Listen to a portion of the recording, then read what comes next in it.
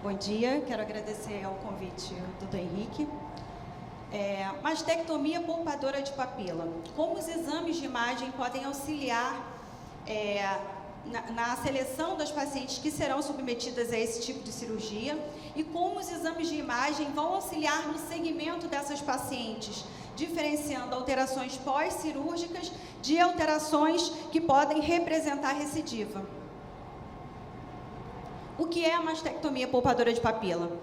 É uma adenectomia com a preservação da pele e do complexo areolo-papilar, reservando o tecido subcutâneo suficiente para evitar o comprometimento do suprimento de sangue.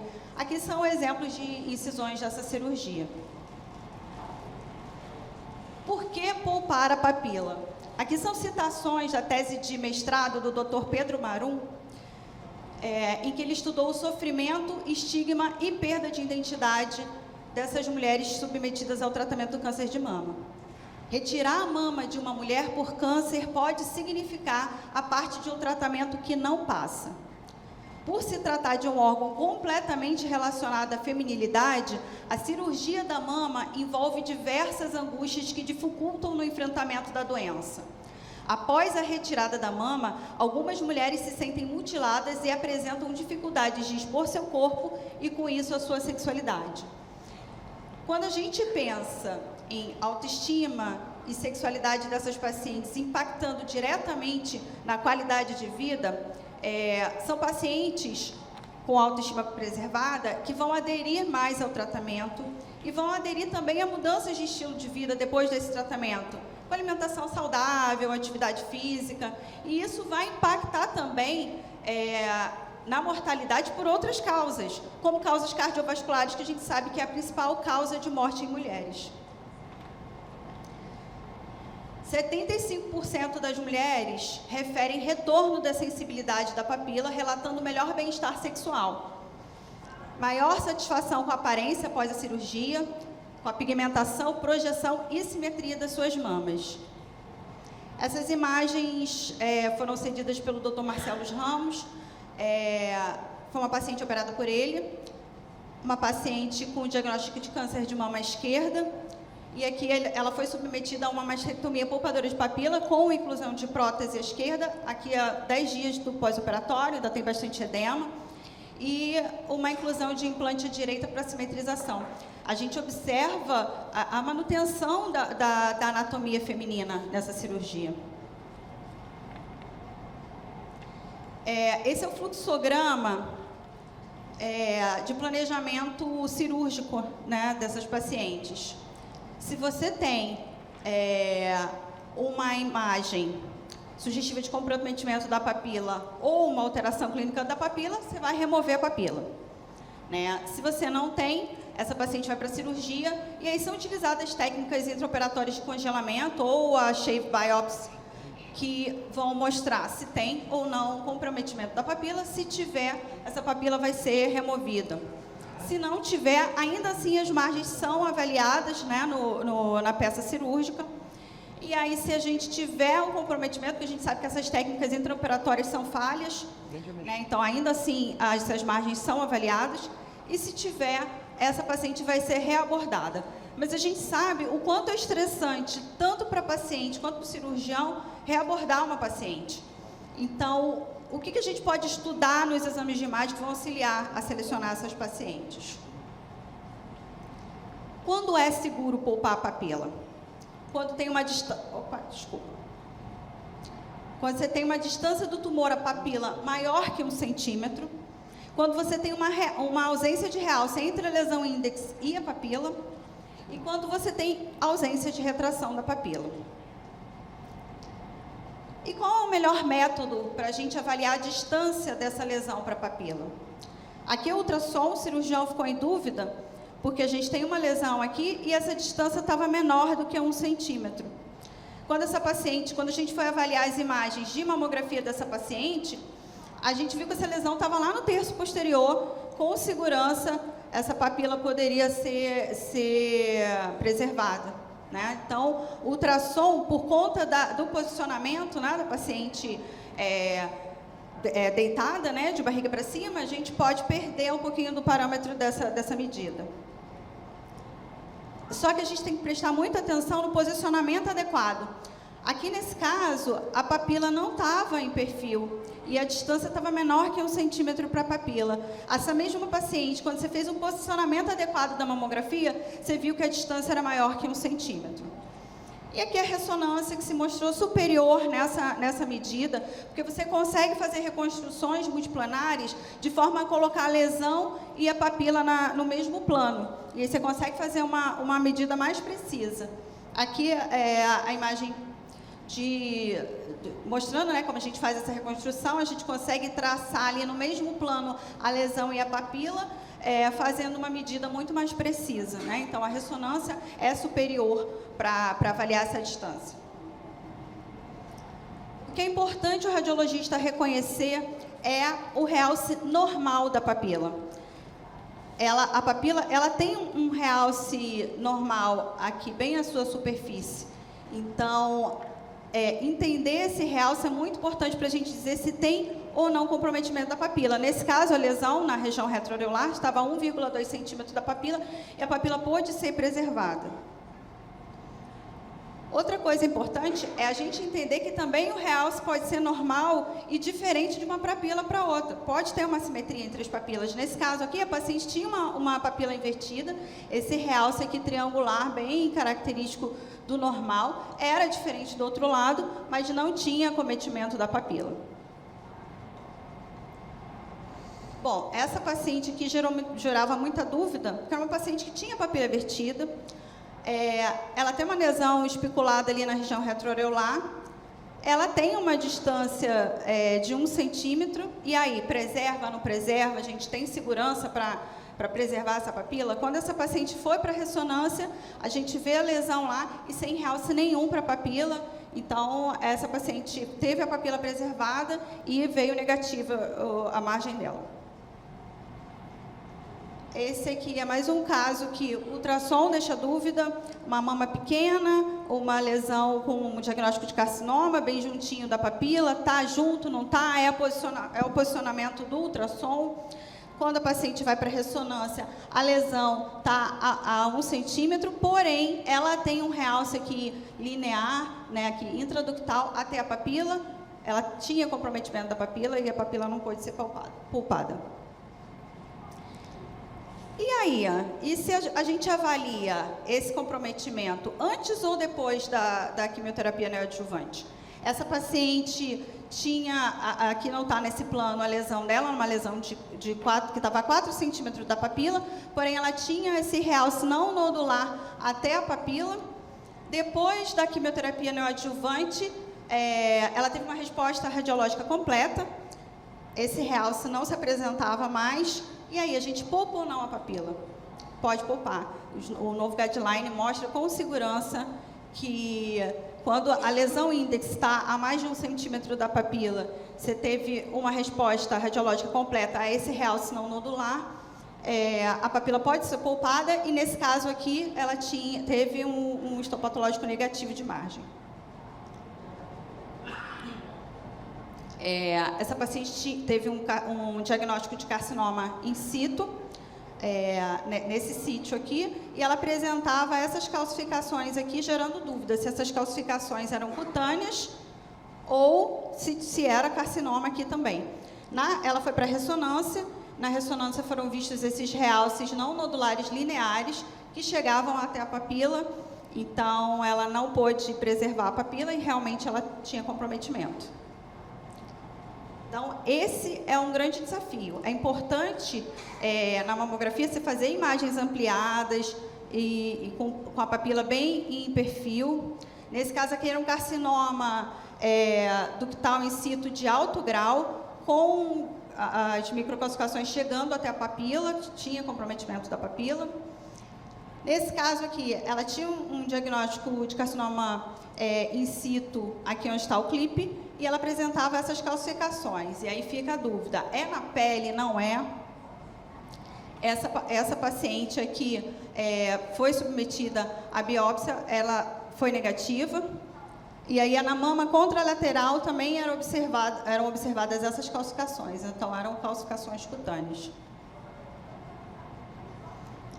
Aqui mais um caso que você tem um nódulo espiculado, retroareolar, uma distância que poderia preservar a papila, e quando essa paciente... E você não vê calcificação nenhuma, ó, entre a lesão e a papila. Se a gente fosse considerar só a mamografia nesse caso, de repente essa papila ia ser preservada. Quando você levou essa paciente para a ressonância, você vê um realce não nodular chegando até a papila e comprometimento, a gente vendo evidência por imagem de que essa papila estava comprometida. Mais uma vez, esse aqui um carcinoma in situ chegando até a papila. Quando foi para a ressonância, um realce não nodular do terço posterior até a papila, né, um realce segmentar, e essa papila também não pôde ser poupada. A gente falou lá que, com segurança, se você não tem realce, né, se a lesão está a mais de 1 centímetro e não tem realce da lesão até a papila, você pode poupar essa papila. No entanto, aqui você tem uma lesão, não tem realce até a papila, mas essa papila tem um realce anormal, né? E tinha doença de Paget aqui nessa papila. Então, mesmo que você não tenha realce até a papila, mas se essa papila tiver com um realce suspeito, também não pode ser poupado. Lesões no terço posterior, né? Onde você achava o seguinte: você pega a mamografia, a lesão está bem distante da papila, posso preservar a papila. E aqui é um exemplo. Você quer uma lesão, você quer um hematoma pós-biópsia, uma lesão lá no terço posterior, não tinha imagem na mamografia nenhuma que sugerisse acometimento da papila. Quando você leva para a ressonância, você vê o realce não nodular chegando até a papila. Bom, então, resumindo isso que eu mostrei para vocês, de acordo com o novo guideline, uma distância de tumor até a papila maior que 1 centímetro pode preservar a papila. Mesmo que você tenha linfonodo acometido, a papila pode ser preservada, né? Mesmo tumores grandes, né, e que tiveram boa resposta à quimioterapia neoadjuvante, podem ter a papila preservada. Mesmo mamas grandes ou ptóticas também, antes você excluía essas pacientes. Agora, o carcinoma inflamatório, a gente não pode pensar em preservar a papila dessas pacientes. Você não consegue delimitar esse tumor, né? A gente sabe que esse tumor, você tem microêmbolos ali para o tecido linfático da região subcutânea, você não consegue delimitar, infelizmente a papila não pode ser preservada, mesmo que não tenha sinais de acometimento.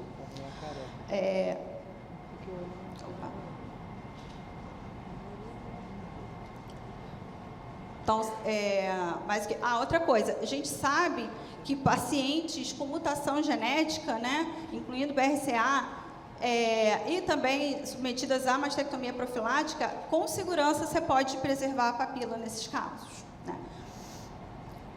E, como eu falei, imagem negativa na ressonância, né, de envolvimento da papila. Ainda está muito controversa esse guideline, não é seguido por todos os mastologistas. Alguns cirurgiões defendem que essa distância pode ser menor que 1 centímetro, mas o que os estudos têm mostrado é uma recidiva de até 30% a 35% quando essa distância é menor que 1 centímetro. Então, com segurança, esse é o guideline que deve ser seguido. Recidiva ou alteração pós-cirúrgica. Quando rastrear, né, o screening mamográfico ele deve ser realizado, segundo o Colégio Americano de Radiologia, em pacientes submetidas à reconstrução autóloga com ou sem implante, e ele não é recomendado em pacientes quando são submetidas somente à reconstrução com implante ou para pacientes submetidas à mastectomia profilática e reconstrução. E quando há dúvida no exame físico, né, você pode usar a mamografia, ultrassom e ressonância são utilizadas, porém a ressonância tem se mostrado superior para a confirmação da aparência normal do retalho e diferenciação entre lesões suspeitas. E quando há alto risco, né, então a ressonância é indicada para o rastreio da mama contralateral de pacientes de alto risco submetidas à mastectomia unilateral. Essa aqui é uma imagem normal de uma ressonância de uma paciente submetida à mastectomia e reconstrução autóloga, né, com preservação da papila. Aqui você vê a papila normal. Aqui a área de anastomose feita por microcirurgia na mamária. Aqui, ó, a gente vê as linhas de anastomose, o músculo atrofiado, os pedículos pedículos vasculares, né? Isso é a aparência normal de uma ressonância. Essa paciente foi para ressonância porque a mamografia dela apresentou, 7 anos depois da cirurgia, ela apresentou um aumento da densidade nessa região na mamografia. Quando vai para ressonância, a gente vê um seroma tardio, com um realce fininho, e aí exclui a necessidade de fazer biópsia. E aí? Isso é um desafio de um monte de mastologista, né? Chega para você no consultório uma paciente que fez a reconstrução bem na área de anastomose, essa lesão, a ultrassonografia dizendo que é um nódulo sólido cístico, com fluxo periférico ao Doppler, e aí, você vai bater o martelo, não, isso é esteatonecrose, não é, aborda, não aborda. Quando essa paciente foi para a ressonância, com toda a segurança, o nódulo acompanhava o sinal da gordura nas diferentes sequências, com toda a segurança a gente pôde ver que era esteatonecrose. Nesse caso aqui, eu acredito que a mamografia já ia auxiliar na exclusão da suspeição. Mas tem casos que não. Esse caso aqui é um caso interessante, que essa paciente teve uma captação no PET, nessa região. Na mamografia dela, foi descrita uma área de assimetria com calcificações amorfas. O ultrassom descreveu um nódulo sólido cístico, e aí? A paciente vai para a biópsia? Quando ela foi para a ressonância, foi observado que era uma área de esteatonecrose sem necessidade nenhuma de abordar. Aqui já é um caso diferente. O paciente sentiu ali um nódulo palpável e, quando foi para a ressonância, foi visto com um nódulo irregular, com realce heterogêneo, suspeito, e era recidiva, aqui é a mesma coisa. Essa paciente aqui é uma paciente que fez reconstrução. Ela estava com uma queixa de uma alteração palpável na axila. Na mamografia dela não apareceu nada. A gente sabe que uma mama reconstruída é uma mama mais difícil de posicionar, que é uma mama mais endurecida. Então, a mamografia dela veio negativa e ela tinha essa queixa. Quando ela foi para a ressonância, tinha uma massa que ia acometendo os músculos peitorais e era um recidivo. Bom, para terminar, esse é um caso de semana passada do CPEM. Eu trouxe para pedir a opinião dos cirurgiões que vão compor a mesa depois de discussão. E aí, a gente preserva ou não a papila? Eu não coloquei a imagem de mamografia dela aqui, porque era uma imagem de outro serviço e a foto ficou péssima no negatoscópio, mas ela não tinha microcalcificação para a papila. A gente vê a papila aqui, ela não tem retração, na verdade a retração é cutânea aqui na união dos quadrantes inferiores, com esse nódulo espiculado. Na subtração, a gente vê que a distância para a papila é de 2,2 centímetros, a distância da pele 1,2 centímetros, então, a princípio, essa papila poderia ser preservada, né? Não tem realce até a papila. Aqui a imagem de MIP também auxiliando a gente a perceber que não tem realce para a papila. A lesão, né? Aqui é o clipe pós-biópsia e a distância que ela tem da papila. Depois eu quero a opinião dos cirurgiões, vocês preservariam ou não a papila nesse caso? Obrigada.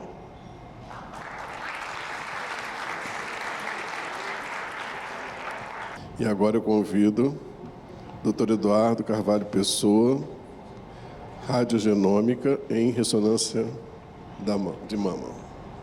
Bom, de novo, né, gente? Espero que vocês não tenham enjoado de mim. Vamos continuar falando de ressonância um pouco. E aqui a gente vai contar um pouco a história da imaginologia mamária, né?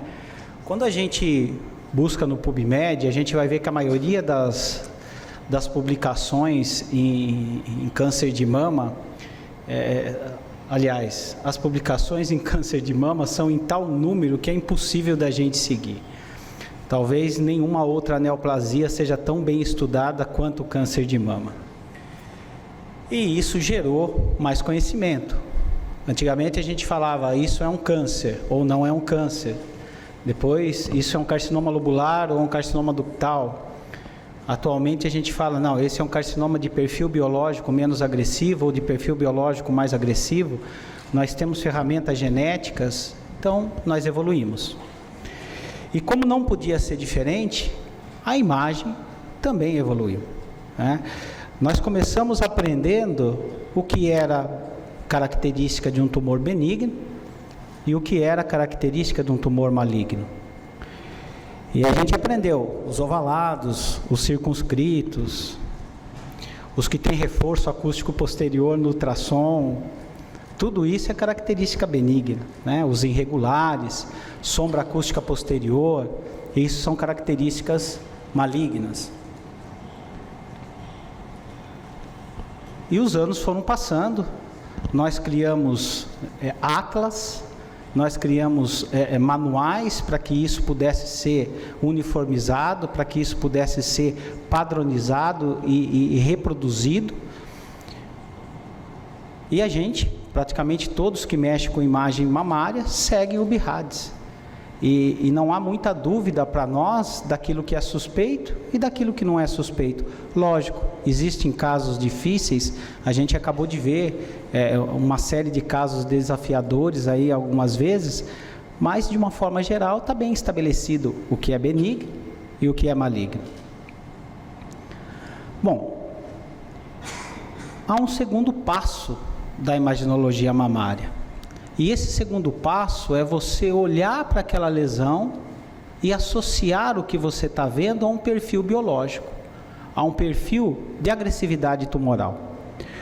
Nós começamos isso, a Carla Priscila Camila Carvalho Pessoa é minha esposa, e ela é mastologista junto a mim lá na Faculdade de Medicina em Botucatu, e eu estava conversando com a minha esposa, a tese de doutorado dela saiu em 2014, mas essa ideia, ela surgiu em 2009, quando a gente começou a associar, e inicialmente, eu sei que a aula não é de ultrassom, mas inicialmente a gente associava as imagens do ultrassom. Então eu falava assim, olha que interessante, né? Aquelas lesões que são irregulares, aquelas lesões que na patologia tem muita fibrose, elas produzem sombra acústica posterior no ultrassom, aquelas lesões espiculadas, e elas estão associadas a tumores de um perfil biológico menos agressivo. Por outro lado, aqui os estudos reforçando isso, né? E por outro lado, aquelas lesões que vocês lembram quando a gente aprendeu na primeira fase algumas características benignas, né? São mais arredondadas, mais ovaladas, mais circunscritas. Com reforço acústico posterior, essas lesões podem estar associadas a um perfil de agressividade maior. Mostrando aí resultado de vários estudos que associam a essas características, que seriam características mais benignas de uma lesão, a um potencial biológico de agressividade pior, vamos dizer assim, né? E a gente começa, então, a se interessar por essas lesões na ressonância. Será que há uma associação da ressonância? E o que eu vou mostrar nos próximos slides aí para vocês, é um trabalho em primeira mão, né, Henrique? O Henrique está participando em conjunto com a gente. Isso não foi publicado, nós estamos traduzindo isso para publicação, mas é a experiência nossa nessa tentativa de associar essas características de imagem com esse perfil biológico, com marcadores biológicos de agressividade ou não. E nós avaliamos 340 carcinomas de mama. Desses 340, 52%, a maioria deles eram luminais. Eu não sei de cabeça. Ah, voltou. Eu não sei de cabeça a aula, eu preciso dos slides. Deixa eu ver só aqui. E nós avaliamos 3 requisitos. Como que esse tumor ele se apresentava na fase sem contraste em T2? Como que esse tumor, qual que era a característica morfológica da lesão? Associando a característica dele no T2, quando ele era visível, ou a característica no exame dinâmico. E a fase dinâmica centrado no tipo de captação de contraste e no tipo de curva dessas lesões. E olha que interessante, no T2 nós avaliamos a região peritumoral e avaliamos o tipo de sinal que esse tumor tinha em T2. Então aqui a gente vê a lesão e a região peritumoral. Então temos um edema. Essas áreas brancas correspondem a edema peritumoral. Mesma coisa, um grande edema aí envolvendo quase toda a região mamária. Mais uma vez. E também passamos a avaliar o sinal em T2. O câncer de mama, o mais comum, ele apresenta um sinal ISO, que a gente fala, né, da mesma cor. O sinal dele, a gente compara com o tecido glandular, então ele tem um sinal muito parecido, um ISO em relação ao tecido glandular, ou um hipo, um pouquinho mais escuro. Esse é o mais habitual. Mas nós começamos a observar que alguns tumores tinham um sinal diferente, que a gente até deu o nome de sinal misto, era hiper e ISO. Olha aqui, mais uma vez, diferente do habitual. E o que nós observamos com esses dados? Olha que interessante. O edema peritumoral e o sinal misto foram mais associados a tumores grau 3. Quando a gente faz uma análise de multivariável, o edema peritumoral e o sinal misto, mais associado a tumores que se proliferam mais rápido. Isso, gente, eu estou falando de uma fase sem contraste, de uma fase puramente morfológica. E olha que interessante, a positividade dos receptores hormonais há uma relação inversa com esses dois achados. Quando a gente fala em subtipo tumoral, né, se ela é luminal, se ele é triplo negativo, se ele é HER, a gente observou que as lesões HER2 puras, quando apresentavam edema, uma lesão HER2 pura tem 3,5 vezes mais chance de apresentar edema peritumoral do que uma lesão que não é HER2 pura. Então, o que nós estamos olhando? Nós estamos olhando características morfológicas e predizendo um determinado tipo de comportamento biológico dessas lesões.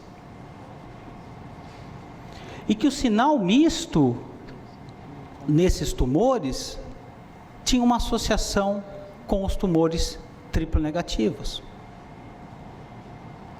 Bom, e o tipo de lesão?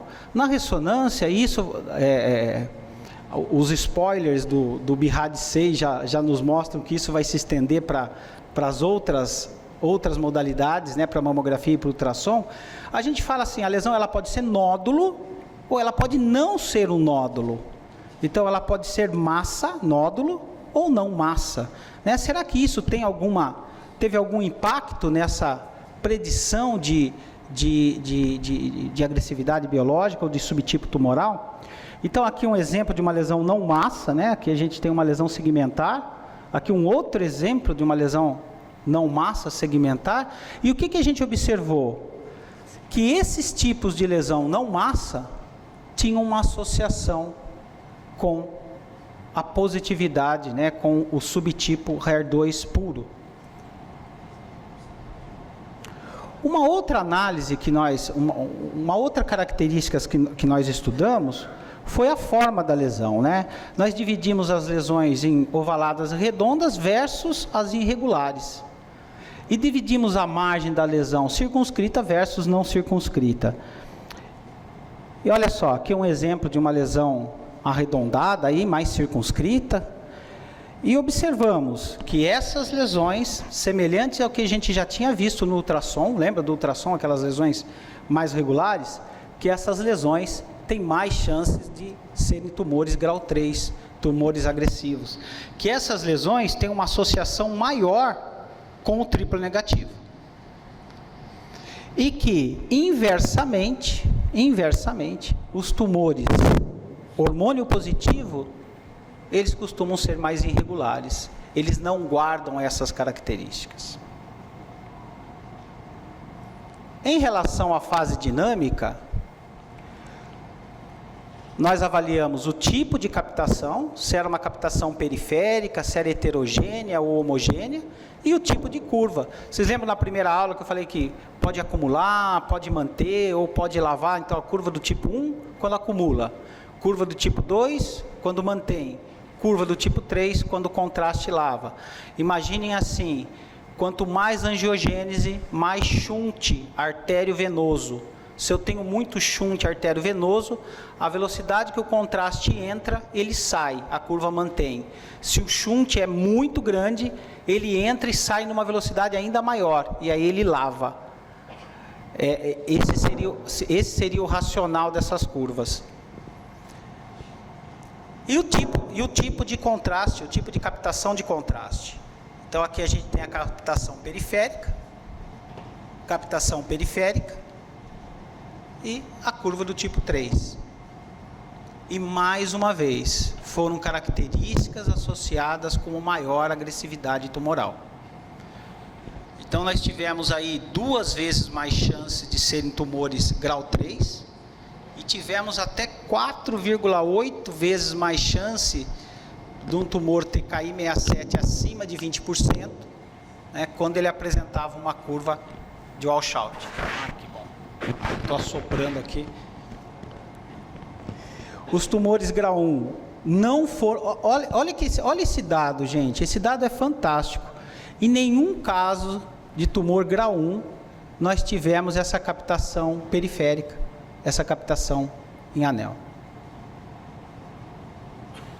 Ainda a característica cinética, né? 6 vezes mais chance de ser HER2 quando a curva é do tipo 3. É um número muito considerável. 8 vezes de triplo negativo quando a captação é periférica. Né? Lembra? Associado a KI67.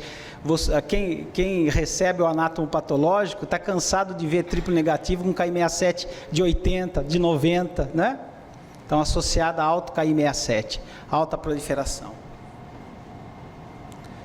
E ao inverso, né, uma associação inversa dessas características em relação ao hormônio positivo. Então, essa é a segunda fase, né? É a segunda fase de tudo, do nosso aprendizado de imagem. A primeira fase era um aprendizado benigno versus maligno, e uma segunda fase agora onde a gente está tentando associar essas características.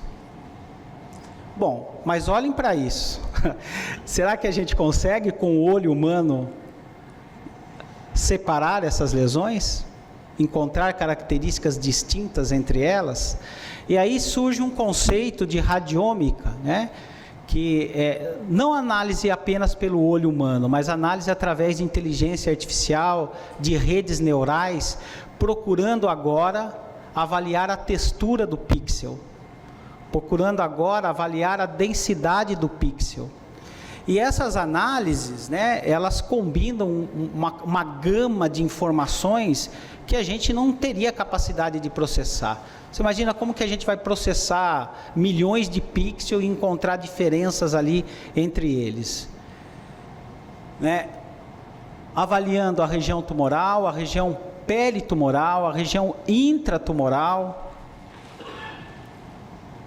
e chega com resultados muito expressivos. Quando a gente usa a inteligência artificial, quando a gente usa essas análises por redes convencionais, com radiogenômica, a gente consegue fortes associações dos exames de imagem com os subtipos. Olha só, esse trabalho mostrando sensibilidade de 78 para luminal, 87 para HER versus outro, a capacidade de diferenciação do subtipo molecular apenas por exame de imagem. A tal ponto que hoje a gente começa a discutir o quê? O valor de uma biópsia digital. Nós estamos caminhando para o valor de uma biópsia digital, que talvez, se vocês pensarem bem, seja mais interessante do que uma biópsia por fragmento. Porque a biópsia por fragmento, ela pode subestimar a heterogeneidade intratumoral. E a biópsia digital, ela vai abranger 100% da lesão. E quando a gente fala em épocas de tratamento neoadjuvante, onde o patologista não tem mais acesso ao 100% da lesão, ele tem acesso àquilo que foi quimioresistente, a biópsia digital pré-quimioterapia seria de grande valor para a nossa tomada de decisão. E a terceira fase é avaliar a heterogeneidade intratumoral, que é isso que eu acabei de falar agora para vocês. Né? Vocês imaginem que a imagem a gente enxerga ela como um todo. E vários estudos já mostram que tumores hormônio positivo, só pelo fato de ser hormônio positivo, não são todos iguais. Eu tenho um hormônio positivo com 1%, com 10%, com 20%, com 50%, com 100%, e o prognóstico dessas lesões são diferentes. A moda da vez, a lesão HER2, que agora até querem criar um novo tipo, né, o HER2 low, mostrando a heterogeneidade intratumoral da lesão. E será que a biópsia de fragmento, ela vai conseguir abraçar tudo isso? Ou uma biópsia digital não teria um papel mais importante nessa avaliação? E os estudos estão seguindo. Olha esse estudo mostrando uma relação da fase dinâmica com o KI67, avaliando exatamente isso, a heterogeneidade dentro da lesão. Observe como essa lesão é heterogênea. Esse outro estudo já associando a heterogeneidade peritumoral com sobrevida, com prognóstico.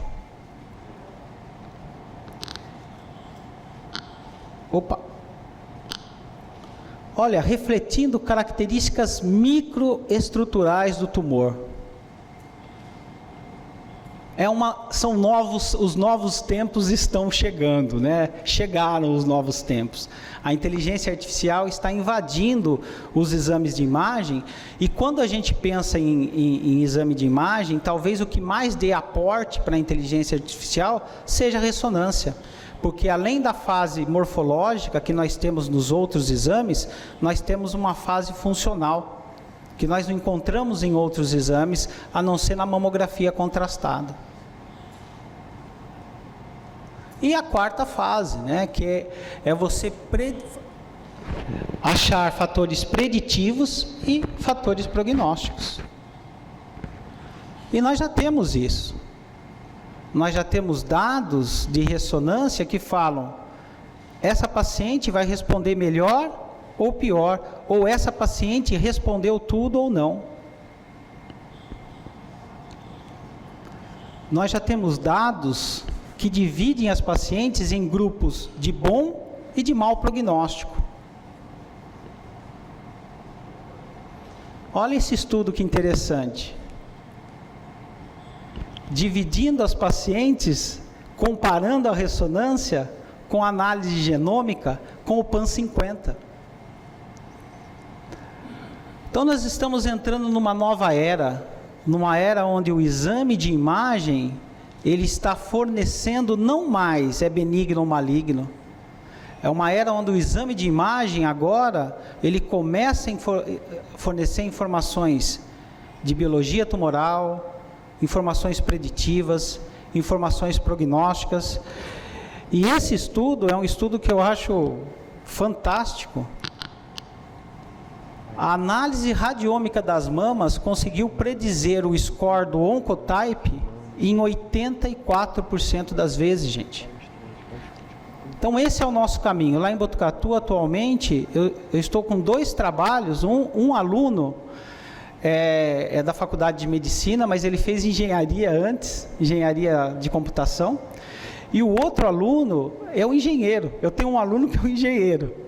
E esse aluno que é engenheiro é muito interessante. A gente não tem as ferramentas genéticas, mas a gente está tentando fazer uma comparação de tudo isso que eu fiz com o olho, que eu apresentei para vocês, através de análise de textura de pixel, né? Através de radiogenômica. Bom, mais uma vez, queria agradecer a esse grupo que a gente troca as informações, troca as experiências, a gente escreve, conversa para ver a melhor forma de escrever esses trabalhos, e a Faculdade de Medicina em Botucatu. Obrigado.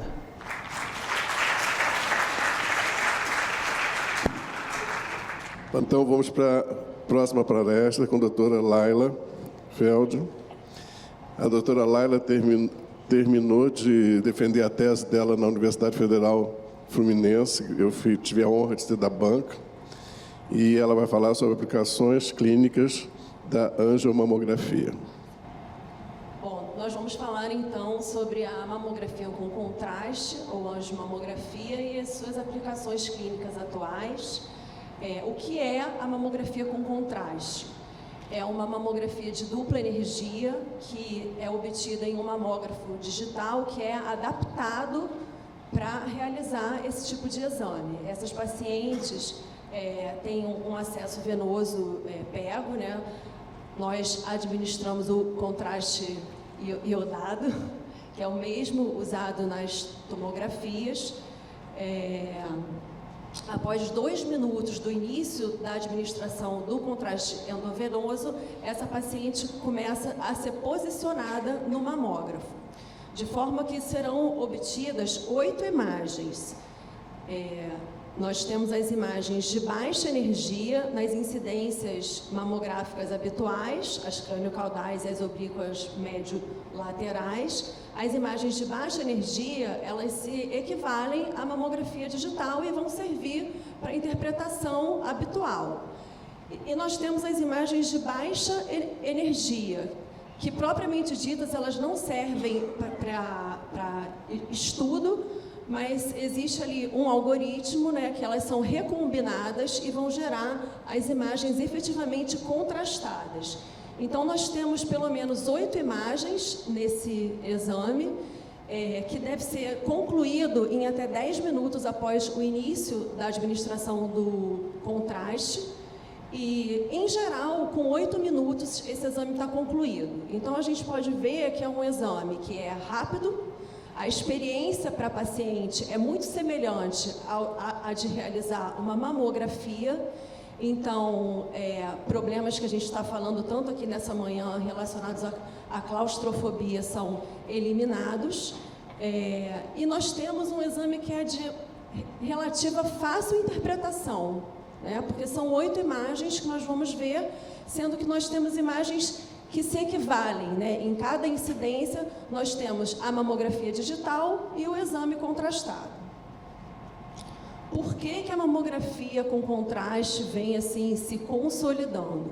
Porque nós sabemos que a mamografia é o método que diminui a mortalidade pelo câncer de mama, mas que ela tem a sensibilidade comprometida, principalmente em mamas densas, mulheres jovens, mulheres de alto risco.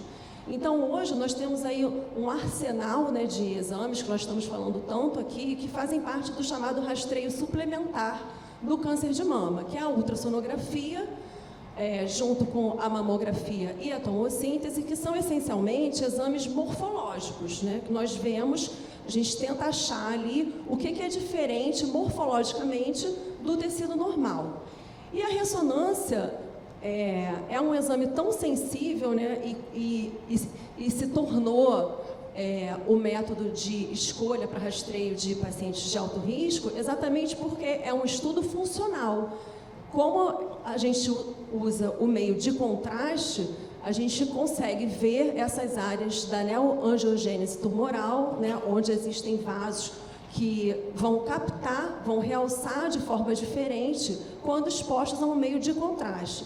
Então, a mamografia com contraste, ela se propõe a ser um método combinado, que junta essas duas avaliações, porque nós temos a mamografia habitual, né, que é a digital, e nós temos o exame contrastado, que seria, então, o estudo funcional das mamas. Então, resumidamente, é um método que é um estudo combinado, que permite a avaliação morfológica e funcional das mamas e que não vai sofrer impacto da densidade radiológica dessas mamas, assim como a ressonância consegue, né, eliminar o comprometimento do tecido mamário denso. É extremamente acessível, principalmente comparado à ressonância magnética, tanto para a obtenção de uma máquina, né, porque é muito mais viável nós termos um software, né, que é adaptado a um mamógrafo digital do que a gente comprar uma ressonância. Então, em termos de saúde pública, da gente pensar que a gente vive em um país que a grande maioria das mulheres não fazem nem a mamografia. Então, nós vivemos aqui em uma realidade que é muito particular. Nós estamos falando aqui em radiomics, que são coisas fantásticas, sem dúvida, mas que, para a realidade do nosso país, isso é quase que impensável nesse momento, né? Então, eu acho que todas as estratégias assim, que visem diminuir custo, melhorando a qualidade de rastreio, devem ter sempre um olhar assim, muito atento nosso. É um exame, então, rápido, muito aceito pelos pacientes, né, porque a experiência de realizar esse exame não difere de realizar uma mamografia, com exceção da questão do contraste, e aí entram as suas limitações, que são os pacientes que tenham déficit de função renal, alguma história de alergia a iodo ou aos derivados, lesões que não sejam contempladas no campo mamográfico não serão vistas, tá? Coisa que na ressonância a gente vê muito bem, parede torácica, porções profundas da axila. Na mamografia, a gente sabe que tem lesões que a gente não consegue alcançar. E as pacientes com implantes, elas podem ter lesões bem vistas, mas nós sabemos que na mamografia a compressão da mama fica comprometida, a visualização, né, nós fazemos, todas as pacientes com implantes devem fazer mamografia de rastreio, mas normalmente elas se beneficiam dos outros métodos como rastreio suplementar. Nos últimos anos, o método vem sendo muito investigado, nós temos vários centros que normalmente fazem uma comparação entre a ressonância magnética e a mamografia com contraste. E nós vemos que a maioria deles encontram sensibilidades muito semelhantes. Tá? Isso a gente tem estudo aí desde 2011 até os últimos anos. E, em termos de literatura, o que a gente tem de mais novo é que esse ano agora saíram duas meta-análises, tá? Uma é da Universidade de Viena e a outra é italiana. Então, a gente sabe que o nível de evidência científica de uma meta-análise é muito significativo. Esse estudo feito na Áustria, eles selecionaram apenas 7 estudos e encontraram uma sensibilidade maior na ressonância magnética, mas ainda assim uma sensibilidade de 91% da mamografia com contraste. E a mamografia com contraste apresentou especificidade maior que a ressonância magnética. Essa outra meta-análise, a gente até considerou que é um trabalho mais significativo porque eles conseguiram incluir mais estudos, né? São 15 estudos, e nesse eles identificaram sensibilidades semelhantes entre a ressonância magnética e a mamografia com contraste, sendo que a mamografia apresentou maior especificidade, foi melhor, ligeiramente melhor, na identificação da lesão índex e na diferenciação de lesões benignas ou malignas. A novidade desse ano também é que esse escopo aí de estudo da mamografia com contraste já é tão significativo que o BIRADS lançou o suplemento de classificação da mamografia com contraste. Então, o estudo que nós vamos apresentar aqui, que já foi visto por algumas pessoas, nós fizemos quando nós ainda não tínhamos o BIRADS disponível para laudar esses exames. E agora nós temos, tá? A orientação é que o laudo tem que contemplar as imagens de baixa energia, que se equivalem à mamografia, e, além disso, descrever os padrões de realce. Tá? Então, essas imagens que a gente descreve na fase de contraste, nós seguimos mais ou menos, são inspiradas, digamos assim, nos laudos de ressonância magnética. Os descritores são muito semelhantes, a gente usa nódulo ou realce não nodular, né, e caracteriza esse realce, sendo que na mamografia com contraste nós não temos avaliação cinética, né, não existe avaliação de curva de padrão de captação. E sempre nós temos que valorizar o aspecto mais suspeito. Tá? Essa é a orientação do BIRADS. Se a gente tem uma lesão que no exame contrastado não apresente características suspeitas, mas que é muito suspeita no exame 2D, a gente tem que sempre valorizar a característica mais suspeita. Então, hoje também nós já temos algumas revisões que propõem algumas indicações do método, tá? Dentre elas, a avaliação de extensão de doença, que é o planejamento terapêutico, né? Aquelas pacientes que têm um diagnóstico de câncer e que a gente precisa planejar esse tratamento. Da mesma forma, a resposta à neoadjuvância, sempre lembrando, né? A gente sempre frisa a mesma coisa, que quando nós vamos avaliar resposta, nós temos que ter o antes e o depois. A gente não consegue comparar banana, maçã, enfim. Se a gente vai fazer um segmento dessa paciente com mamografia com contraste, antes de começar a quimioterapia neoadjuvante, nós temos que fazer uma mamografia com contraste. Muitas vezes nós recebemos pacientes para avaliação de resposta, isso acontece muito na ressonância. Só que ela não fez uma ressonância antes, ela fez um ultrassom, uma mamografia, fez a biópsia, começa a fazer a quimioterapia e aí vem para a gente avaliar a resposta. A gente vai avaliar pontualmente como que aquele tumor se encontra ali, mas a gente não tem um comparativo. O problem solving, que são aquelas situações em que os métodos habituais não esclarecem as dúvidas, né, em que fica alguma dúvida diagnóstica. Pacientes sintomáticas também podem se beneficiar do método, que são aquelas pacientes com nódulo palpável, dor localizada, descarga, enfim, algum sintoma específico.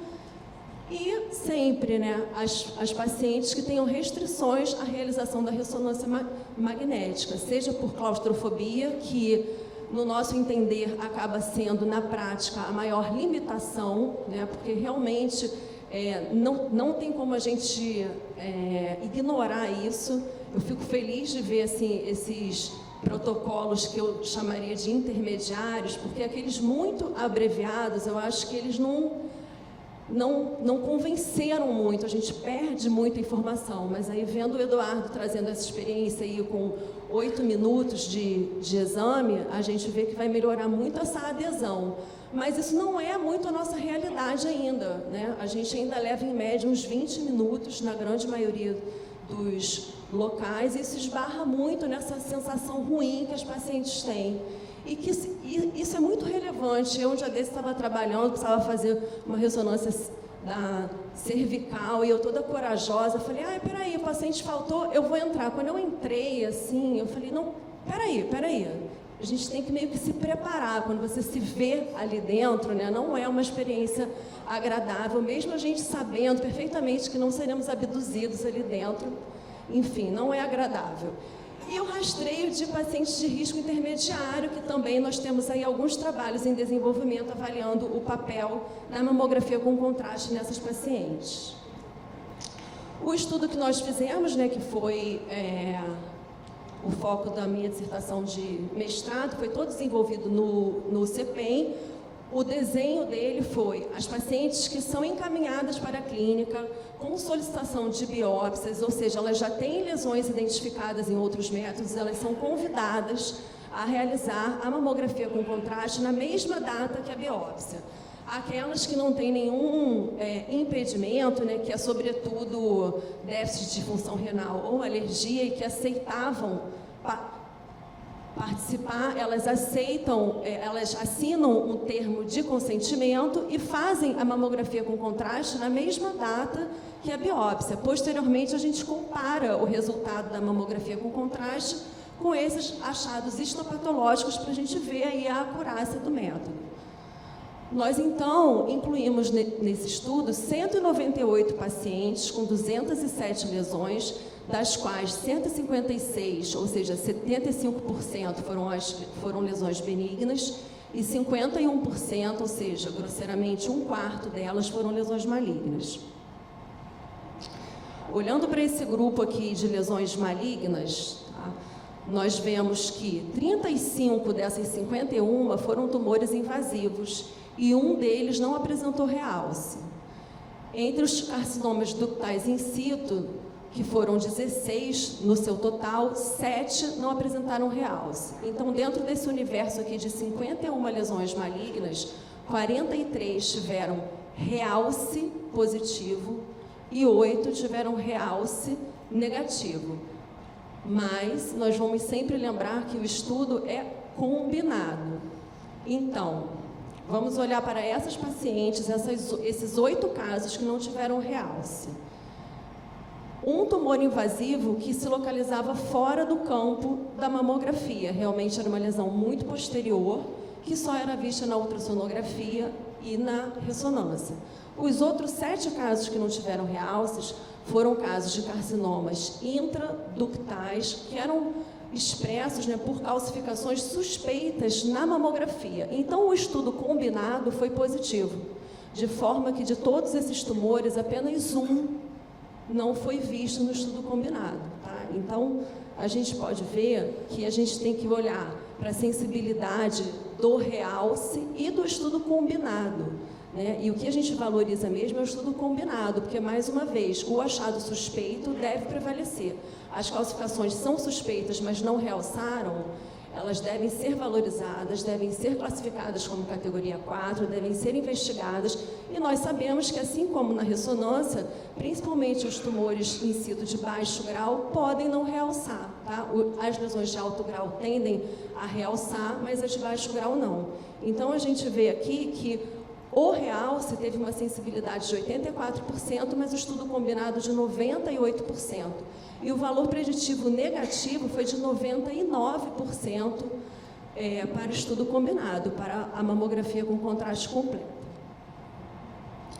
Aqui alguns casos que nós trouxemos, aqui um caso de pacientes com mamas bastante lipossubstituídas, com calcificações, não sei se está dando para ver bem aqui na região retroareolar, amorfas, bastante suspeitas. Essa paciente não teve nenhum realce, foi um daqueles casos, tá?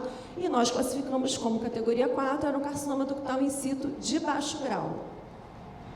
Por outro lado, a gente vê aqui um outro caso, uma paciente que tem, a gente vê que tem uma certa assimetria, né, entre a mama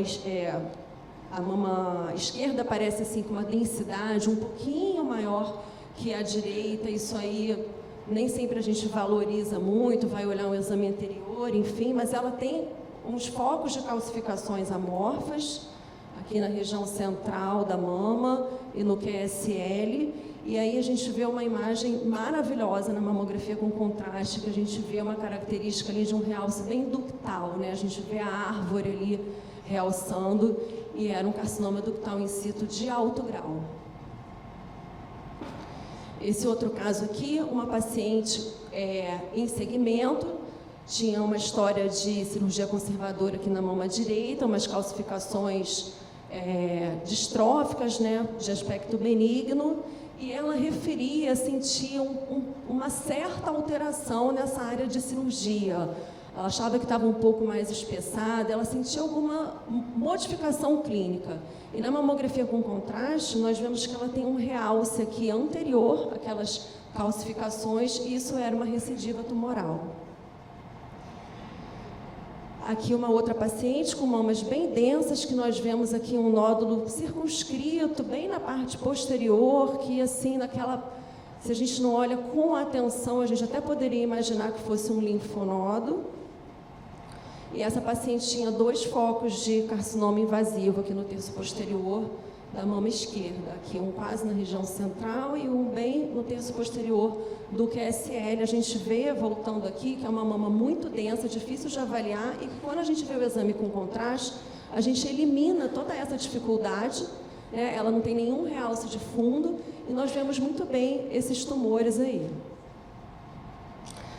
Aqui nós vemos alguns fibroadenomas, que são sempre casos desafiadores, porque nós sabemos que nós temos lesões benignas que realçam, né, também na ressonância.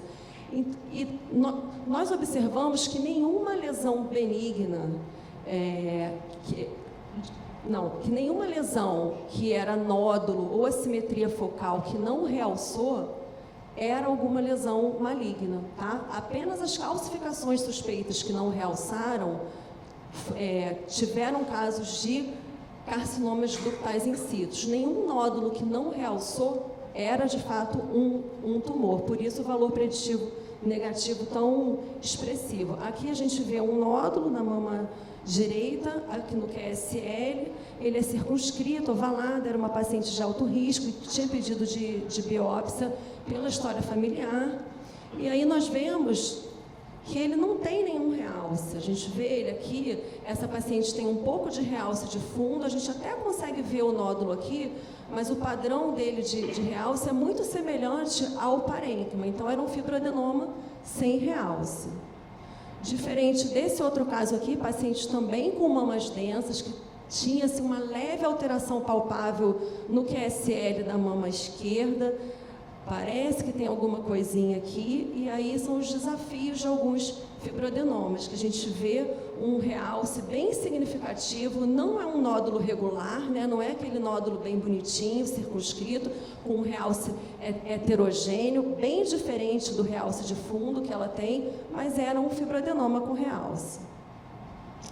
E nós temos também alguns casos que nós vemos um padrão de realce muito característico de benignidade, assim como na ressonância. Essa paciente com um nódulo volumoso aqui na mama esquerda, que realça, mas tem aquelas traves sem realce, que são um critério muito característico de benignidade na ressonância, que a gente vê se repetir na mamografia com contraste. Ele tem um realce heterogêneo e com as traves sem realce aqui no meio, era um fibroadenoma também. Essa outra paciente, para nós vermos que mesmo em mamas lipossubstituídas, o uso do contraste pode nos ajudar bastante. Uma paciente que referia um espessamento na areola.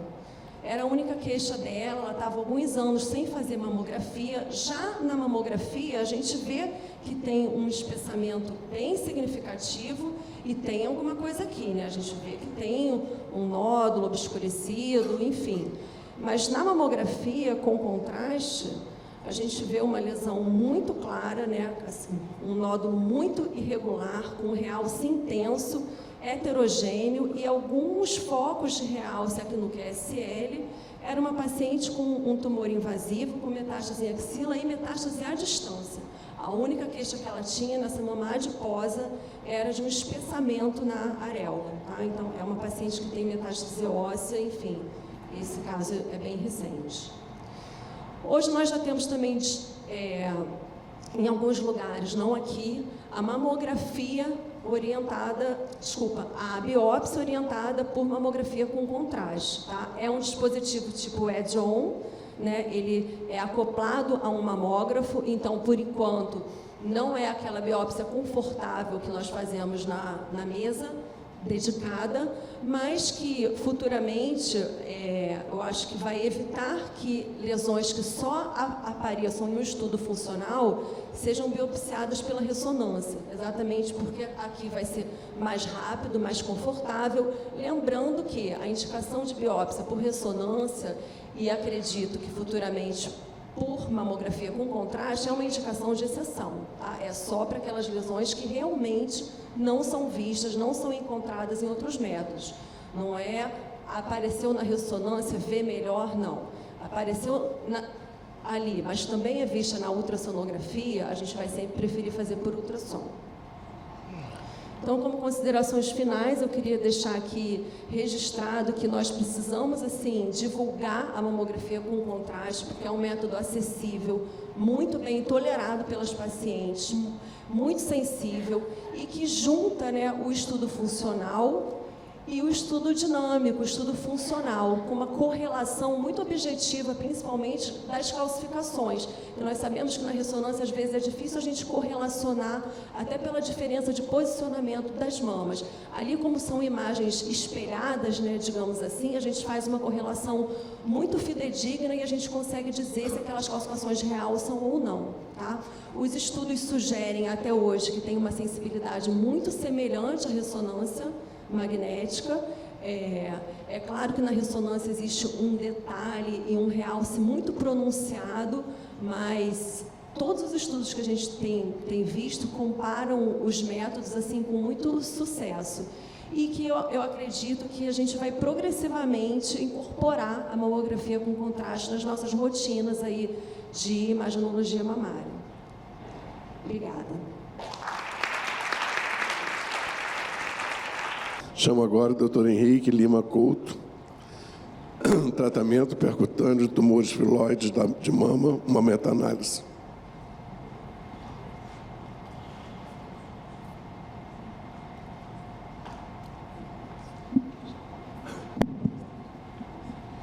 Bom dia a todos. É um prazer estar aqui. Assim, a gente vai falar de alguns temas. Começamos encostando um pouquinho na ferida, né? De que tomossíntese deve ser para o rastreamento populacional. Vamos encostar um pouquinho mais nas feridas agora, falar sobre um pouquinho de descalonamento. Essa é uma tese de mestrado defendida, que a gente participou da elaboração, né, Eduardo, da concepção, mas a gente tem que colocar o nome aqui de quem fez, que é a Maria Luísa. Foi uma tese muito bacana, porque em 2017, eu acho, eu conheci o Pasqualetti pessoalmente, e a gente trouxe, na época, para o Brasil, uma coisa que ainda era um tabu, que é você fazer ressecções percutâneas e incisões percutâneas. Eu lembro muito bem do Pasqualetti ter falado que nunca tinha visto isso e tal, e é uma pessoa, o Pasqualetti sabe de tudo, né? Todo ano está lá na RCNA e está por dentro de tudo, e deu um fruto que é esse estudo. Bom, esse estudo ganhou como melhor estudo na JPM, na Jornada Paulista de Mastologia esse ano, e nós fizemos uma apresentação oral no Colégio, né, Europeu de Radiologia. Basicamente, meus conflitos de interesse, atividades profissionais. E a gente vai falar um pouquinho sobre tumor filoides. Ele tem uma heterogeneidade histológica, uma similaridade histológica com fibroadenoma. Acho que esse é o ponto do tratamento percutâneo, que a gente vai falar um pouquinho. E a similaridade imaginológica com fibroadenomas. Então, é um desafio diagnóstico. Eu trouxe alguns casos clínicos, mas a gente antecipa que qual que é a história do tumor filoides benigno? A história do tumor filoides benigno é um tumor que está crescendo, que a gente faz uma biópsia, que dá fibroadenoma, mas que a gente não confia nisso, porque sabe que pode ser filoides, opera, mas a gente não faz uma cirurgia radical, porque a primeira biópsia deu fibroadenoma, então você não faz uma cirurgia radical. Aí, normalmente, a primeira cirurgia vem com margem comprometida, ou muito pequena, e assim ainda faz uma terceira cirurgia. Então, essa é a história clínica da paciente que tem um filoides benigno. Bom, e tem uma racionalidade esse estudo que a gente montou. Esse estudo foi consequência de um debate sobre tratamento percutâneo, que a gente foi muito massacrado ao dizer que talvez a gente pudesse ressecar filoides benigno. Em vez de ficar respondendo, nós voltamos para casa, sentamos lá no nosso grupo de pesquisa e falamos assim: olha, vamos topar da gente resolver esse problema? Vamos voltar daqui 1, 2 anos, 3 anos, e vamos voltar para um debate de uma maneira mais encorpada.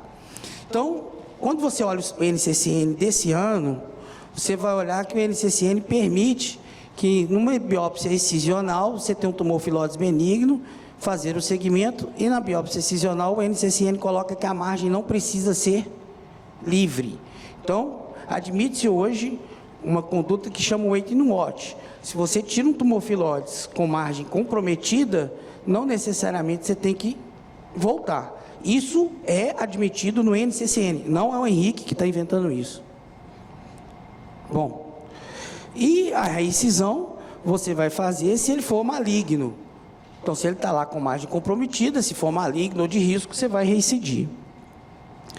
Bom, quando a gente olha o consenso internacional de lesões B3, que são lesões fusocelulares, que tem um risco de subestimação, né, numa biópsia por fragmento, quando você parte para a cirurgia, isso pode ser uma lesão maligna, os tumores filoides estão lá. Então, no consenso internacional, vocês vão olhar bem aqui, ó, se você tem uma core-biópsia que vem tumor filoides, você vai para a cirurgia excisional. Mas se você tem uma excisão a vácuo, uma biópsia a vácuo, os europeus chamam de excisão a vácuo, que removeu completamente a lesão, a vigilância ativa está justificada. Então, se você fez uma biópsia a vácuo que tirou o tumor filoides inteiro, você pode acompanhar. Novamente, não sou eu que estou falando, consenso internacional de lesões B3. Bom, existe um contrassenso nessa história de que tumor filoides benigno todos têm que ser operados. Por quê? Quando a gente fala de lesões B3, qual o motivo de você operar um tumor filoides que saiu todo numa biópsia a vácuo? Você vai falar assim: não, eu estou operando porque ele pode recidivar. A gente já viu que a conduta de esperar com margem comprometida é admitida tanto no NCCN quanto no critério internacional. O seu medo é de estar perdendo uma lesão maligna. Esse é seu medo, desse tumores, na verdade, desse filose, na verdade, ser maligno. Então, quando a gente olha uma lesão B3, quando vem uma hiperplasia ductal atípica, ou, na verdade, vamos pegar o NHS, que foi quem introduziu a excisão a vácuo para a condução das lesões B3, o NHS hoje coloca o seguinte, que se você tiver uma hiperplasia ductal atípica, se você tiver uma neoplasia lobular, uma cicatriz radial, um papiloma e ressecar ele todo a vácuo, a ressecção foi completa, você não precisa ir para a cirurgia aberta. Mas o mesmo NHS fala que você tem que ir para a cirurgia aberta se tiver um papiloma com atipia. E por que um papiloma com atipia deve ir para a cirurgia aberta? Porque o risco de malignidade é o mais alto de todos, é 35%. E fala que você deve ir para a cirurgia aberta no filóides.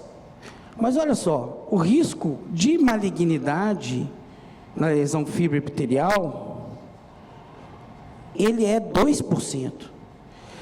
A lesão fibroepitelial numa core-biópsia tem risco de ser um tumor filóides benigno de 37% a 70%. Mas de ser um tumor filóides maligno, o risco é muito baixo, é 2%. Então é um contrassenso. A questão não é fazer a cirurgia, é o risco de malignidade. Mas se você tirar ele todo, ou você já tratou, ou já te respondeu se é maligno ou não. Bom, na Itália, o último consenso italiano, coloca também que tumor filóides numa core-biópsia seria cirurgia. Então, a gente pegou e resolveu estudar isso. Então, altas taxas de ressecção. Então, você consegue altas taxas de ressecção dos tumores filóides e fibroadenomas com a VAI, em torno de 93%, uma baixa taxa de recorrência do tumor filóides, que é em torno de 3%, com a VAI, e baixa taxa de complicações. Isso nós vimos na nossa revisão sistemática. Aí a gente pega alguns estudos para vocês verem, olha, 119 filóides, você tem a recorrência igual entre grupo operado ou não. Aqui você vê as taxas de recorrência para tumores filóides operados e não operados semelhantes, operados ou feitas as ressecções percutâneas, né? A excisão a vácuo por completa. E a taxa de recorrência pós-excisão a vácuo do tumor filóides, quando você faz a ressecção completa, ela varia nos estudos de 0 a 3%. Então, o tratamento de tumor filóides benigno não seria viável, percutâneo, com excisão a vácuo? Então, nosso objetivo foi determinar, por meio de uma revisão sistemática com meta-análise, o que a gente tem nesse sentido. O método foi o PRISMA. Os critérios de elegibilidade são estudos experimentais ou quase experimentais, séries de casos, pacientes com tumores filóides benignos, a pergunta pico, né? Excisão assistida a vácuo versus cirurgia aberta, e o que nós estamos procurando é o resultado da recorrência local. Sem restrição, idioma e data de publicação. Então, os critérios de exclusão. Estudos que não avaliaram essa taxa de recorrência, não nos interessam se não tiver desfecho, e os resumos, conferências, isso não nos interessava.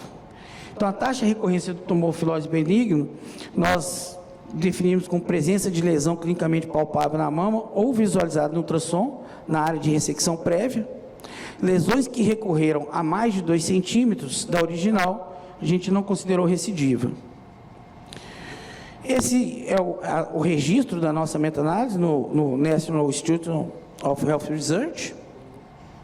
A estratégia de busca, uma coisa mais de metodologia, tumor filóides, biópsia a vácuo, excisão a vácuo, biópsia assistida a vácuo.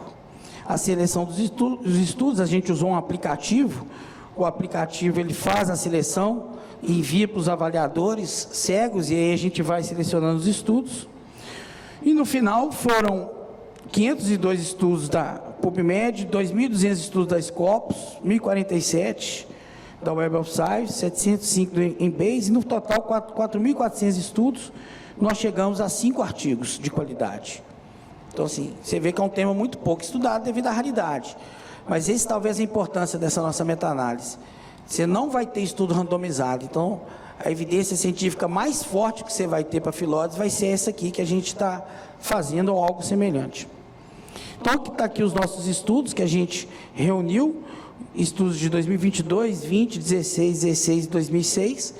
O detalhe, essa coisa de ressecção percutânea é muito forte no Oriente, na Ásia. Você vê que só tem um estudo americano para ressecção percutânea, todos são orientais, Coreia, China, eles trabalham muito com isso lá.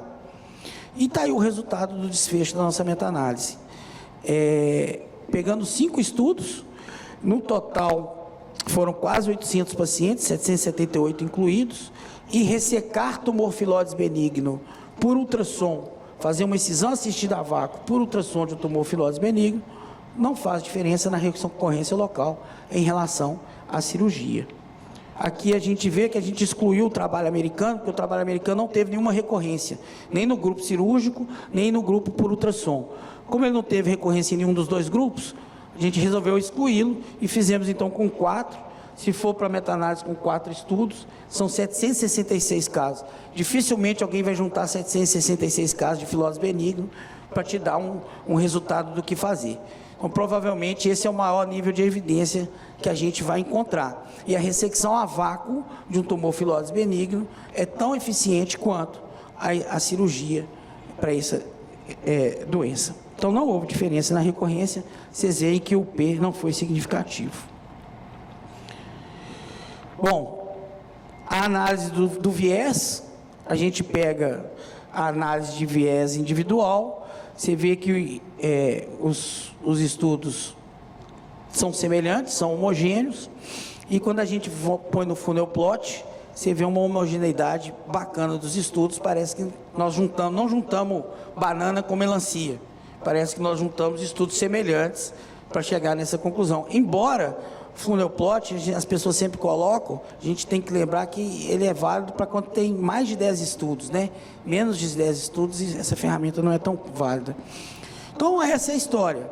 Essa coisa do wait and watch, você tirar o tumor filóides benigno com uma margem focalmente comprometida ou retirar ele todo por ultrassom, é uma conduta viável, alternativa e que pode ser utilizada.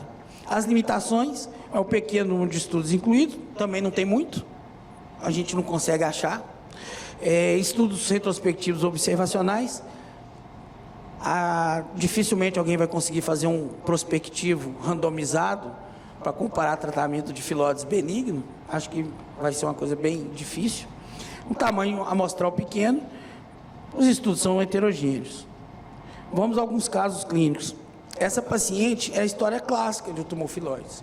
42 anos, um nódulo em crescimento, na região central da mama esquerda, uma corbiópsia fibroadenoma, né? Mas o nódulo estava em crescimento, uma corbiópsia fibroadenoma, nós achamos que podia ser um filóides benigno, operamos, tumor filóide de baixo grau, 2,5 centímetros, margem comprometida microscopicamente.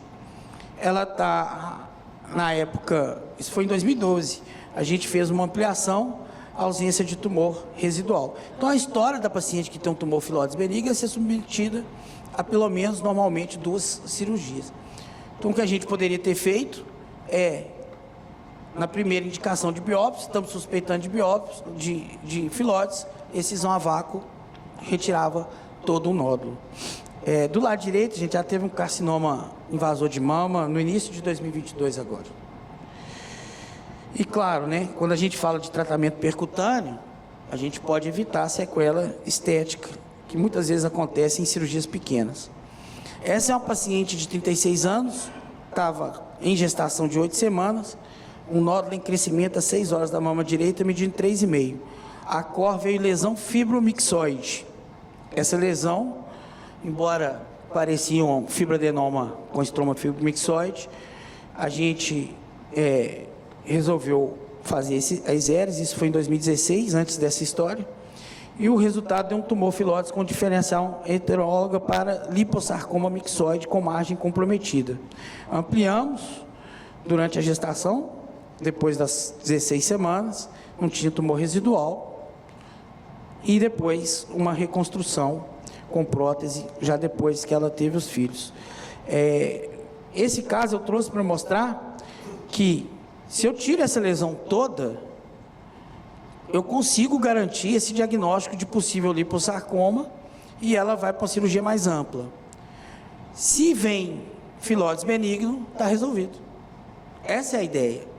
Então, isso nós aprendemos em 2016, que a gente ficou remoendo, e aplicamos agora, em 2022, que foi essa paciente aqui. Ela fez uma biópsia, a biópsia veio hiperplasia pseudoangiomatosa.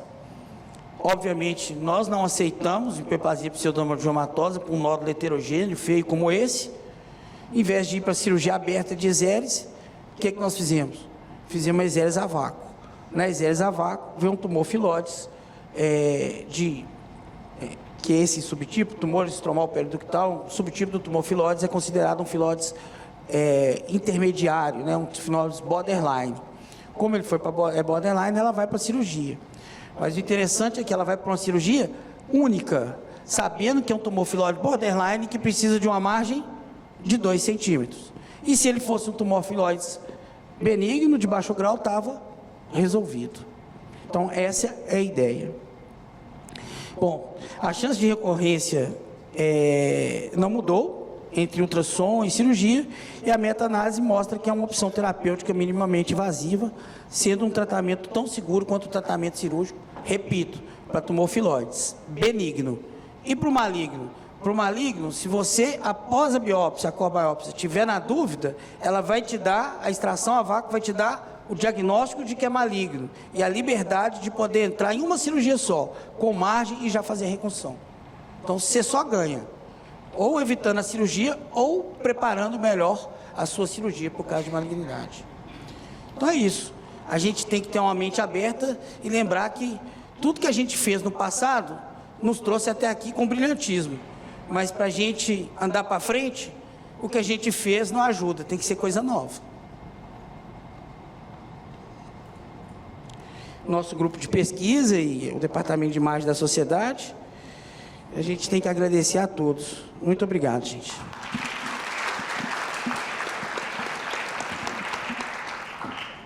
Henrique, pelo convite. É um prazer estar aqui nessa mesa hoje, debatendo e aprendendo tanto com os colegas, em especial meu professor, Roberto. Então, bom, eu anotei algumas coisas, queria parabenizar todos os palestrantes, as aulas foram excelentes. E, Mariana, bom te conhecer pessoalmente, que a gente vê tanto laudo na nossa prática, então é sempre bom participar desses eventos. Uma coisa que eu queria comentar sobre a sua aula, Mariana, é que essa questão da distância da papila sempre é uma questão, e às vezes a gente tem uma discordância muito grande, né, entre os exames e também no exame físico. Então, naquele seu último caso que você falou que gostaria que a gente comentasse na nossa prática, se seria um caso que a gente optaria por uma preservação de papila, eu acho que, a princípio, sim. Naquele caso, eu ficaria mais preocupada com a pele sobre o tumor do que, de fato, com a papila, porque se na ressonância a gente já vê aquela distância muito próxima com a paciente na posição da ressonância, às vezes, no momento da cirurgia, fica ainda mais difícil para o patologista conseguir uma margem livre ali naquela pele. Então, realmente, eu acho que a ressonância ela ajuda muito nesse planejamento, mas a gente tem outras questões, às vezes, né, a presença do carcinoma ductal in situ extenso na biópsia, são alguns outros fatores que poderiam levar essa decisão, que é difícil. Eu vou comentar rapidamente, acho que de repente é melhor eu ir passando para as pessoas, que eu tenho muitas considerações de várias aulas, e se sobrar tempo eu vou falando das próximas, acho melhor, né? Gostaria de agradecer aí pelo convite, né? Para mim é um prazer imenso estar participando de um evento do CEPEM. ainda mais dividindo a mesa aqui com o meu professor, Dr. Henrique Lima Couto, a quem eu acho que foi o pioneiro da VAI aqui no Brasil. Eu ouvi ele falando muito em 2019, e eu sempre bem questionador, então ele aturava bastante as minhas perguntas, e realmente a gente vê que a VAI está entrando de sola na mastologia, é uma realidade, talvez seja o futuro da minha geração aí como mastologista novo. Então, realmente, para mim é um prazer inarrável, né? E vou direcionar a pergunta para a Mari também, que eu também tenho um conflito de interesse por ser cirurgião. E no SUS, todo residente do SUS, a gente tem muita dificuldade em conseguir ressonância para fazer a avaliação de uma recidiva local. E lá na minha residência, realmente, a gente não era diferente, a gente não tinha disponibilidade da ressonância, e aí quando a gente vira a chave para o mundo privado, isso muda bastante. Muitas vezes os pacientes já vêm com uma ressonância na suspeita da recidiva.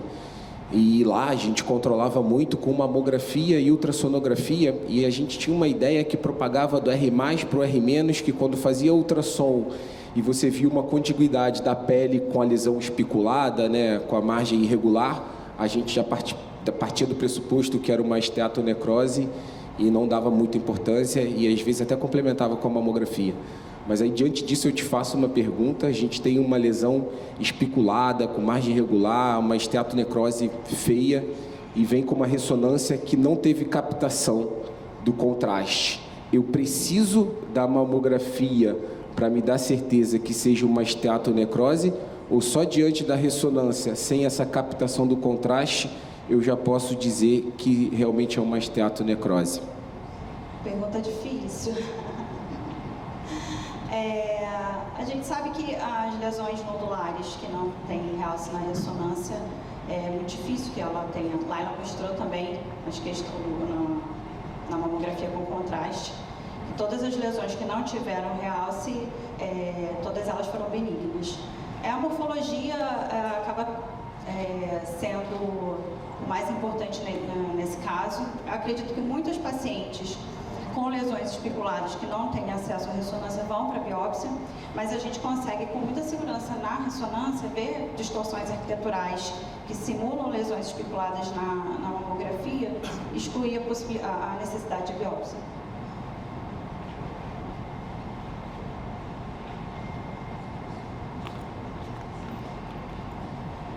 Bom, então vou aproveitar, Eduardo, parabéns pela sua aula.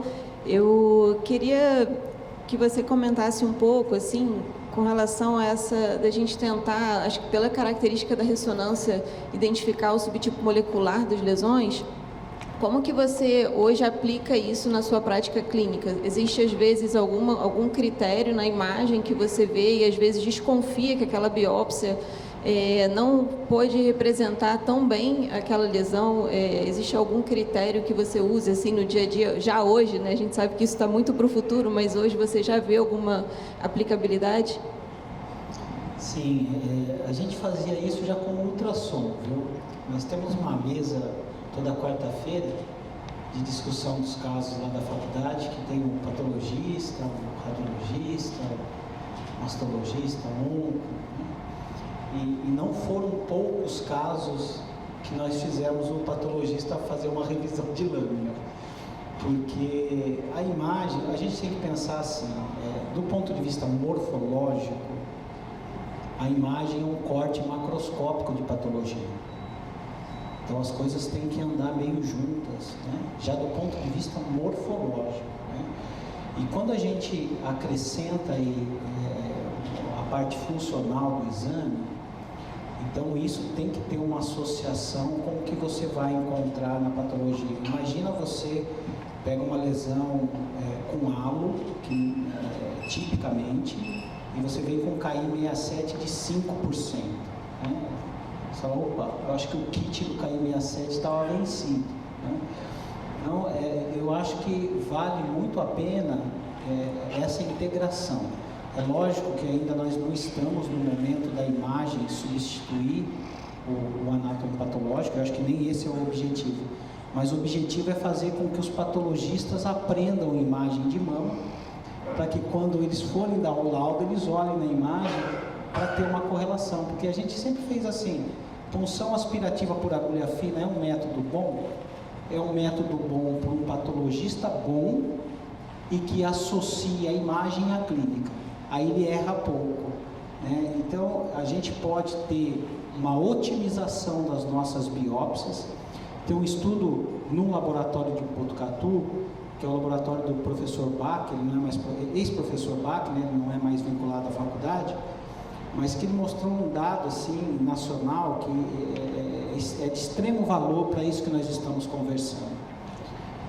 A discordância de laboratórios periféricos em imunohistoquímica versus um laboratório central é enorme no nosso país, é enorme.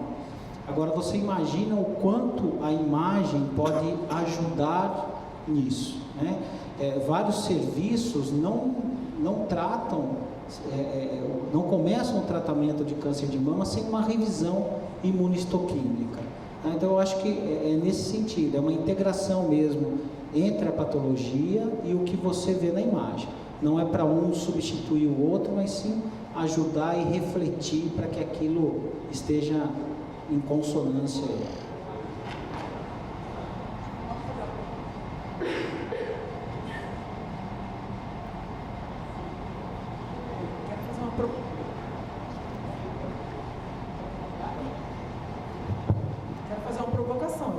Que você falou que só faz... Doutora, vamos organizar, né? Não pode você entrar fazendo uma pergunta sem ter terminado o debate aqui. Se eu abrir para a plateia, a senhora fala. Eu estou aqui como coordenador. Não pode. Mais alguma pergunta? Respondendo só a pergunta da Mari, né? Acho que eu não respondi, Mari. Eu concordo com a colega, eu também preservaria a papila. Eu acho que a margem é mais mão, né? Mão na cirurgia, para a gente decidir entre a margem ou não. Agora eu queria fazer uma pergunta sobre a mamografia contrastada para a doutora Laila. A gente compara muito a mamografia contrastada com o protocolo abreviado da professora Kuhl.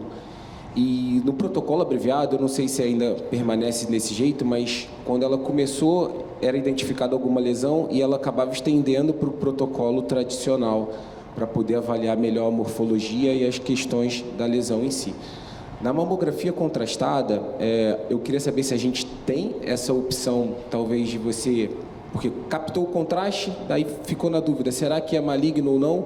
Você estender para avaliar melhor a morfologia da lesão, ou na contrastada captou o contraste, obrigatoriamente é um BIRAT 4, eu tenho que prosseguir para uma análise histológica, né, uma biópsia.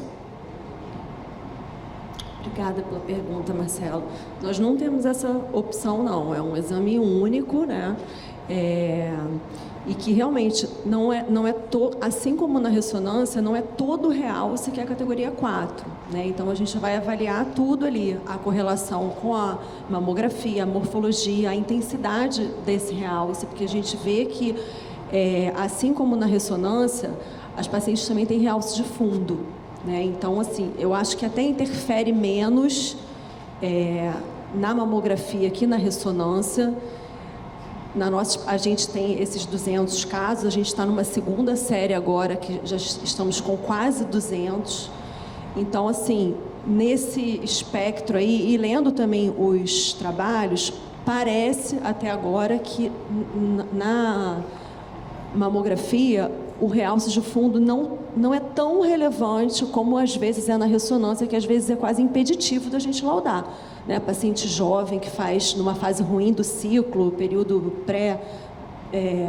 menstrual, a gente fica com muito comprometimento. Aqui não. Então a gente tem que comparar esses realces, né, com o realce de fundo, com a lesão morfológica. Agora, a gente não tem como estender esse estudo, não tem nenhuma avaliação além, entendeu? São aquelas imagens e pronto. Eu acho que isso até, assim, deixa o método muito objetivo.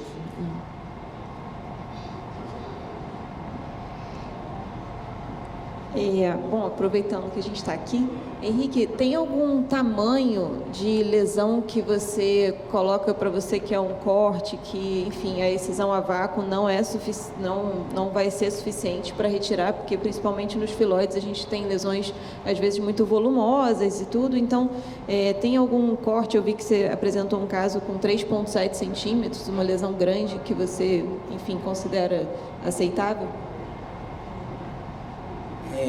Normalmente, a gente vai fazer uma excisão a vácuo, uma lesão até 2,5 centímetros. Mas você tem ganhos da excisão a vácuo, ela como diagnóstica e como terapêutica. Então, existe uma série de lesões que você precisa de volume amostral para dar um diagnóstico. Então, um caso como aquele ali, embora ele fosse um pouco maior, a gente optou por uma agulha 7, separamos um tempo para fazer bastante fragmentos. Ali nós tiramos, se eu não me engano, foram 68 fragmentos, com uma agulha 7, porque se viesse benigno a gente tratava e conseguimos tirar ele todo. Mas não é o comum, né? Você vai pensar na excisão a vácuo para lesão B3, uma excisão completa com 2,5 cm. Mas quando você tira mais de 4 gramas, você também está fazendo a parte diagnóstica. Você está dando volume amostral suficiente para que o cirurgião tenha o diagnóstico real da lesão e possa realmente programar uma cirurgia só.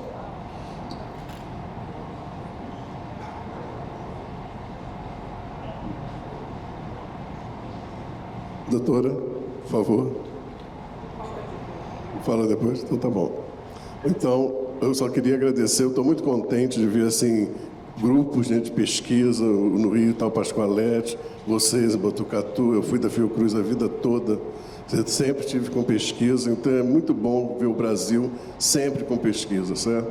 E mais feliz ainda que eu estou aqui com 2 residentes, né? A Júlia hoje chefia a mastologia da Universidade Federal Fluminense e a Laila é o carro-chefe do professor.